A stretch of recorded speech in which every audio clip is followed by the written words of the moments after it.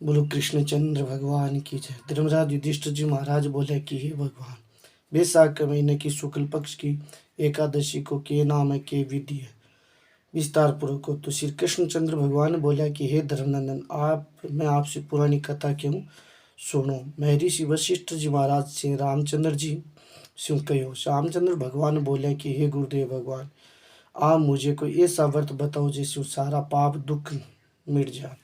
मैं जनक नंदिनी सीता जी के वियोग में बहुत दुख हो गया, अब आप व्रत बताओ। तो राम जी की बात सुन करके मैं ऋषि वशिष्ठ जी बोला कि राम जी, आपने बड़ी सुंदर बात पूछी है। आपकी बुद्धि अत्यंत पवित्र शुद्ध है। आपके नाम को सुमन कर मात्र शिव मनुष्य पवित्र हो जाए, इसीलिए आप बड़ो सुंदर लोकहित के लिए प्रश्न पूछे। वैशाख महीने के शुक्ल पक्षी एकादशी को नाम है मोहिनी। इन आज की 11 को व्रत करने से मनुष्य के पाप और दुख कट जावे। इससे व्रत के प्रभाव से मनुष्य मोह जाल छोड़ जाए। हे राम जी, एकादशी की व्रत को करने से मनुष्य के दुख और अवश्य ही नष्ट हो जावे। अवश्य एकादशी को व्रत करना चाहिए। मौन एकादशी के व्रत में मनुष्य सारे का सारा पाप नष्ट हो जाए। अब आपकी कथा सुनो। सरस्वती नदी के किनारे पर एक भद्रावती नाम की नगरी में एक धनदानी से पुण्यवान और एक वेश्या रहतो, बिको नाम हो धनपाल। वह अत्यंत धर्मात्मा भगवान का भगत था। उसके नगरी में अनेकों भोजनालय, प्याऊ, कुआ, तालाब, धर्मशाला आदि बनाए। सड़कों के किनारे आम, जामुन, नीम आदि का वृक्ष लगाए। और उस सेठ के 5 पुत्र और बड़ो बेटो जो संगति से पापी हो गयो। वे से वो गुंडों की संगति करने लगो, अपना समय जुआ खेलने में व्यतीत करने लगो, दूसरों की स्त्रियों के साथ भोग विलास करतो, महान नीच और देवता पितर आदि ने नहीं मानतो, और अपने पिताजी के धन को बुरी व्यवस्था में खर्च किया करतो, मदपान और मांस का भक्षण किया करतो। इस पर उसके पिताजी, भाई, कुटुंबियों ने उसे घर से बाहर निकाल दिया, उसकी निंदा करने लगे।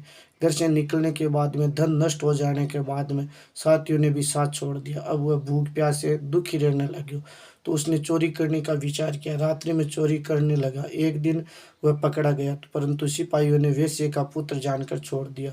दूसरी बार फिर पकड़ा गया तो राजा ने उसे कारागार में बंद कर दिया।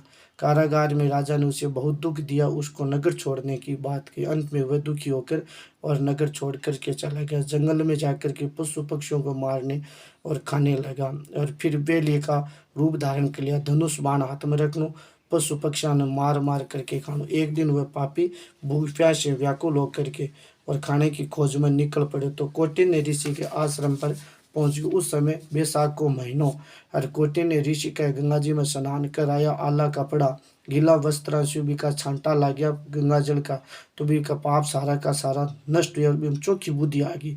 तो क्योंकि गंगा की बहुत बड़ी महिमा है, जो गंगा जल को रोजिना पान करे तो बहुत बड़ो पुण्य की प्राप्ति हुए। क्योंकि गंगा जी को और गंगा जल मिलना बड़ो मुश्किल है। पापी मनुष्य के और मुनि के पास में जाकर के हाथ जोड़ बोले, हे महाराज, मैंने आपके जीवन में बहुत पाप किए, उन पापों से छोड़ने का कोई साधारण और बिना धन का उपाय बताओ। इस पर ऋषि बोला, है तू सुन ध्यान लगा करके कि वैशाख के महीने की शुक्ल पक्ष की एकादशी को व्रत करने से मनुष्य के और सारा का सारा पाप नष्ट हो जाए। वैशाख के महीने की मौनी एकादशी को व्रत कर तुझे कशु थारा सारा का सारा दुख पाप नष्ट हो जाए।